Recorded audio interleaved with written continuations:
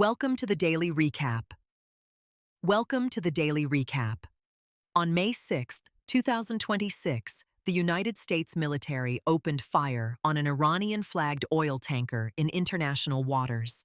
And within hours, Donald Trump posted a direct threat to Iran's government telling them to accept his deal or face bombing campaigns at, quote, a much higher level and intensity than before. So here's the question everyone's asking right now. Are we watching the opening moves toward a major military conflict in the Middle East? Let's break down what actually happened today. Okay, so here's exactly what went down. On Wednesday, May 6, 2026, a U.S. Navy vessel fired on an Iranian-flagged oil tanker operating in the Persian Gulf region. The tanker was reportedly not responding to standard hailing procedures and warning shots. The initial rounds struck the vessel's hull. No sinking was reported, but the ship took damage. The tanker was ultimately forced to halt its operations.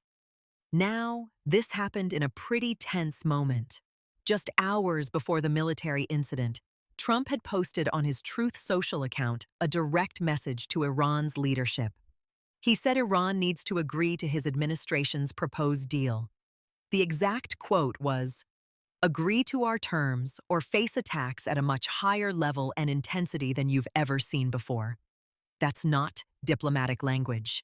That's a threat. Trump's team walked back some of the language afterward, saying the U.S. remains open to negotiations. But the timing here is what everyone's paying attention to. You have a military action against Iranian assets happening basically simultaneously with an explicit threat from the president posted publicly online. The Iranian government responded quickly, calling the ship incident an act of piracy and threatening retaliation. They said the U.S. is, quote, committing crimes against international law. So we went from tense to really tense in about 6 hours. The tanker itself was carrying crude oil. It's a medium-sized vessel. It wasn't carrying any weapons or military cargo, as far as intelligence reports suggest. The crew on board was not injured in the shooting, though obviously everyone on that ship was terrified.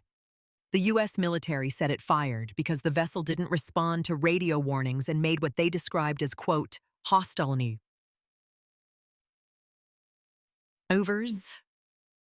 Iran obviously disputes that completely.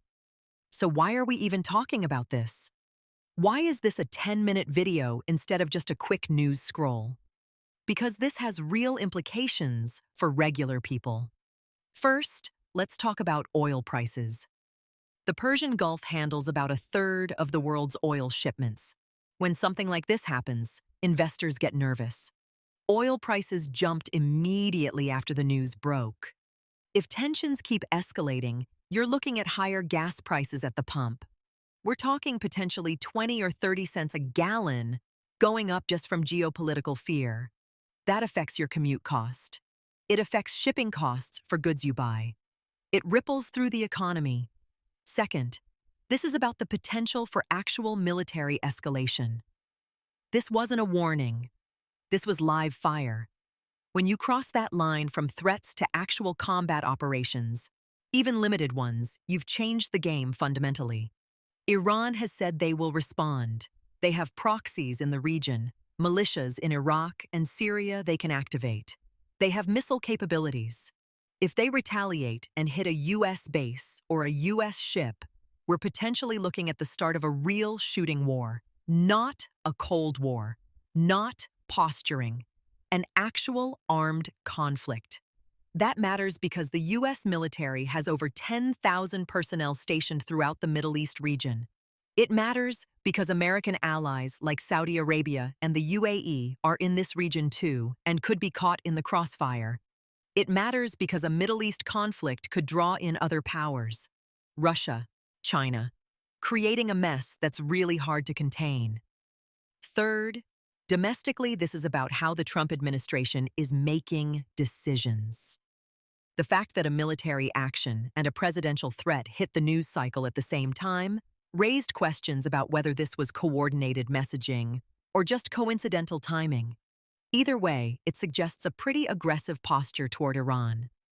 For American citizens specifically, if this escalates, you could see gas prices spike. You could see military families anxious about deployments. You could see markets get jittery about the future. Those are real economic impacts on regular people. Okay, so how did we get here? We didn't wake up on May 6th in a vacuum. This has months of context. Trump came back to office in January 2025. One of his first priorities was reshaping U.S.-Iran policy. He's been pretty clear he wants a new deal with Iran, something different than what the Biden administration worked with. The Trump team has been pushing tough negotiations. They want Iran to abandon certain nuclear ambitions, halt support for regional militias, open up to inspections. Iran has been resistant. They've said American pressure is just imperialism wearing a different mask. These negotiations have been going nowhere for months. Meanwhile, there have been smaller incidents. Iranian speedboats buzzing U.S. Navy ships, suspicious activity at Iranian nuclear facilities, attacks on shipping in the Red Sea, which the U.S. has blamed on Iranian-backed Houthis. So there's been this slow temperature rise. It's not like this happened out of nowhere. The Trump administration has been pretty clear it's willing to use military force if needed to achieve its goals. That's different from the previous administration's approach. Trump seems to be betting that showing force will push Iran to the negotiating table faster. That's the strategy. Whether it works or backfires is the open question. All right, so what actually happens from here? Honestly, there are a few scenarios. Scenario 1. This was basically a shot across the bow. The U.S. wanted to show it's serious. Iran takes it as a message, doesn't escalate further. Everyone goes back to the table. That's the best-case scenario. It sounds optimistic, but it's possible. Scenario 2. Iran retaliates in some limited way. They hit a U.S. asset somewhere. The U.S. responds again. You get this tit-for-tat escalation that could last weeks. That's the medium-risk scenario. Scenario 3. Things spiral. One side miscalculates. Someone gets killed. You're suddenly in a conflict nobody really wanted but can't back out of. That's the scary scenario. Most experts are watching for 3 things over the next 48 hours. First, does Iran's government issue an official response statement, or do they let proxies handle it? Second, does the U.S. military increase readiness levels or move ships around? Third, do other world powers say anything? China and Russia's response matters here. We should know more within a week. Either tensions dial back or they keep climbing. So here's the recap.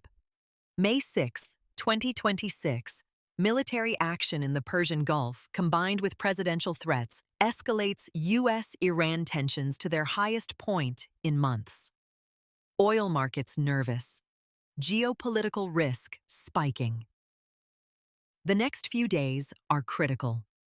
If you want to stay on top of what happens next, like this video, subscribe to the Daily Recap and hit the notification bell. We'll be covering this story as it develops. Thanks for watching.